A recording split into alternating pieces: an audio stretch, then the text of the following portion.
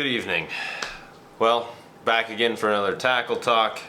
It's finally starting to feel like fall, and based on those warm, fuzzy fall feelings, I figured it was time to do a quick rundown of some of the stuff that I'll be looking to throw this fall on some of the bodies of water that I fish. So, without further ado, I'm just gonna jump into it and kind of run down these fall transition / early fall baits. I'll probably put out another video related to later fall stuff at some point here in the near future as the fall kind of progresses. But shout out to Wayne. He wanted a fall rundown, so I figured I would oblige him and kind of go over some of my fall lineup.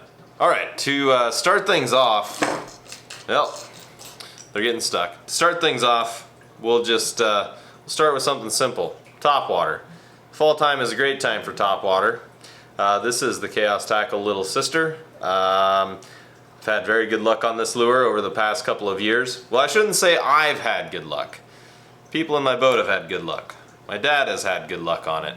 And Taylor tells me that it works pretty well in Wisconsin too. So, Chaos Little Sister, Obnoxious Bee, you know, whatever, Cannonball Jr., whatever your confidence bait is for topwater. If it's a flap, you know, Babe makes some awesome flaps, Lee makes some good flaps. Whatever your confidence bait is, just chuck that for topwater in the fall. They love it, they're shallow, they can't ignore it. So moving on, another one of my fall favorites, as I'm sure will be no surprise to anyone, is the Ridgway. This is a gold carp in the 10-inch. I have yet to throw this one, but I would not be surprised if this sees the water in the very near future. These things are just awesome. They crush in the fall. The shallow water, it just does something to them. They can't ignore that the bait is there, and they kind of stay shallow. They hang. They come through the weeds pretty decent. It depends on the type of weeds. Some weeds they do better than others, but usually a good rip clears it right away. Matt does an awesome job with these baits. I've actually got a prototype in my hands that I've been testing a little bit for him. So be looking forward to that. I don't know if I can officially release it or talk about it, so I'm just gonna say that and be done with that, but I'll be definitely running it this fall. So looking forward to that. Really, those baits they just rock in the fall, and it's a great complementary bait too. So like tying that into rubber, so here's a mid-deuce, one of my favorites. Nobody's surprised there. This one's been chewed and abused a little bit, but that's fine. That's what they're there for. The mid-deuce just kicks out fish in the fall, and it's a great bait to complement, you know, like if you're twitching a ridge and one guy's chucking that and one guy's chucking the deusa, that's like a combo that's hard to beat. Especially like some people fear the sun. You know, if the sun comes out, those are two baits that I'm chucking. Someone's got one of these on and someone's got a ridge on. I don't really care who throws them, but those are two baits that I go to if the sun is out and the skies are high. So so yeah, I mean, it's hard to beat a mid-deusa. Go up to a reg deusa, do a husky deusa. Again, it's whatever you're confident in. It doesn't really matter. It's just what size. I've caught fish, you know, I've caught fish up to 46.5 inches on this. I know fish bigger than this have been caught on that. You know, I caught a 43-incher on the mini this spring. So it's like they'll eat the deusa. It doesn't really matter the size. Just throw what size you're confident in.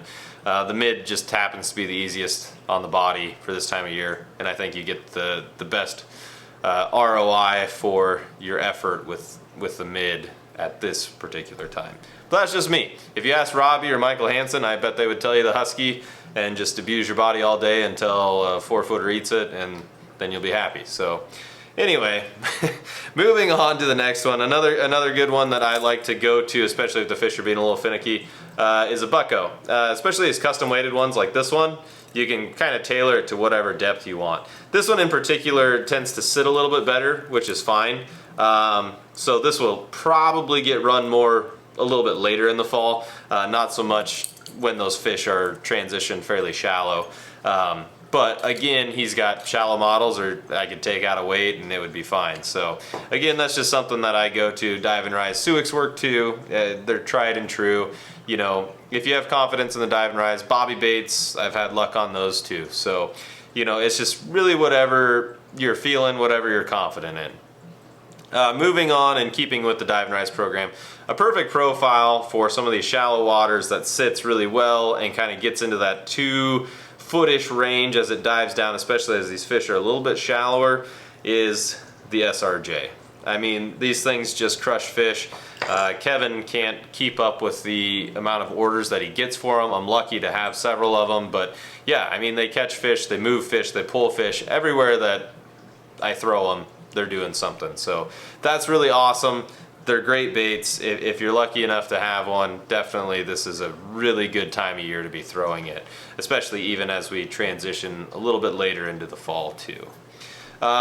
In the dive and rise category, something that I like to throw if I feel like it is necessary to downsize would be the Soul Searcher.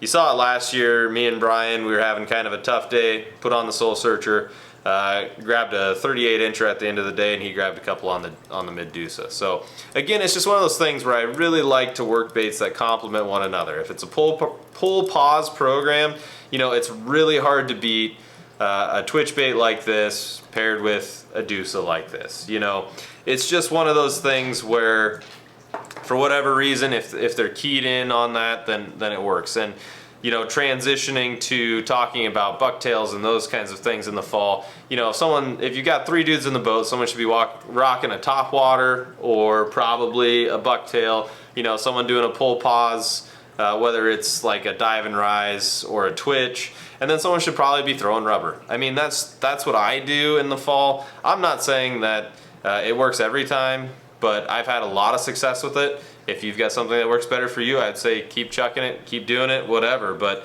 those are some of the strategies that I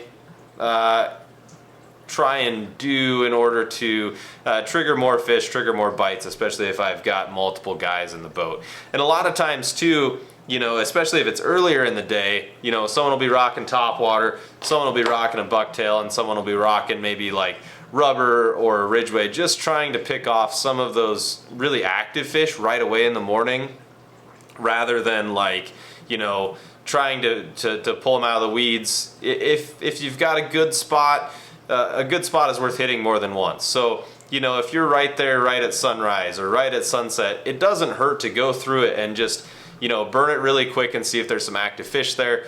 Again, that's just a strategy that I do. I'm not saying it's perfect, but it works for me from time to time. So, you know, burn the spot with some active baits, see if something's there, and then if you have the luxury of being able to reset up on the spot, then pick it apart a little bit more. But again, in some of these pressured waters that you have in Wisconsin or Iowa or even Minnesota, sometimes you don't have the luxury of being able to, you know, work a spot multiple times and turn around and just do the milk run again. So again, it's all situational, but those are strategies that I have found success with, so, you know, maybe they'll work for some of you guys too.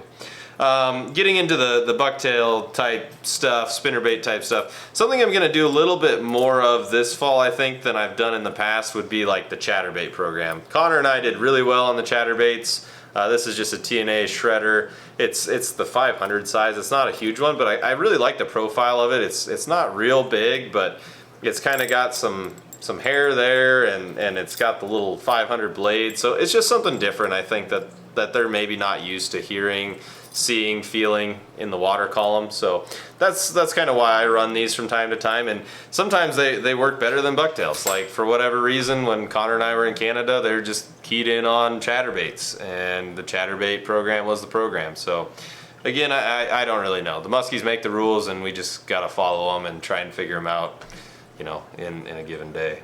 Another thing that's going to be on my rods, or people fishing in my boat this fall, would be a Droptine Growler. I mean, these things are awesome. They come right over the weeds, no problem at all, no questions asked.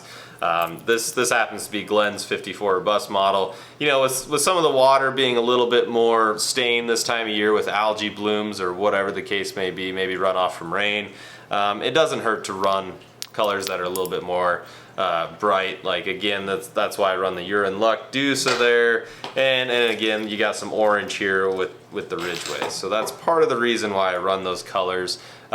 It's not quite as natural in the spring. When our water is really clear, I'll be running a lot more natural colors, but the Growler is going to be one that will be consistently on our rods this time of year throughout the year. And last but not least, one of my favorite things to do this time of year, because for whatever reason this is like the only time of year that it works for me, running big blades. So this is a Droptine 910 combo. I mean, just really awesome skirt. Jody just does a wonderful job. That's Thatcher's wife. She does a lot of the tying, and she does a wonderful job tying up these baits. I mean, they just look phenomenal. This one is just like a really cool chartreuse and white. Just really neat, really cool lure. Definitely going to be running this a bunch this fall. So I think that's about all of the baits that I pulled out just on a whim, thinking about what I'll be running in this fall transition period into like early fall. Really looking forward to seeing what this fall has in store for us. Last fall was really, really good and a lot of fun. Made a lot of awesome memories. Hopefully there will be plenty more to come this fall, and I'm really looking forward to getting out there. Hopefully I'll see some of you on the water. Don't hesitate to say hi. And as always, if you find this stuff helpful or useful, please let me know. Like, drop a comment, let me know what you think. If I should do more of these, if I should do something more consistently with the weather patterns and the seasonal progression. I don't know. I'm just trying to find time to do it and put out content that's useful to people. But anyway, that's all I've got tonight. If you'd be so kind, if you haven't yet, consider subscribing. And I'll catch you guys in the next one.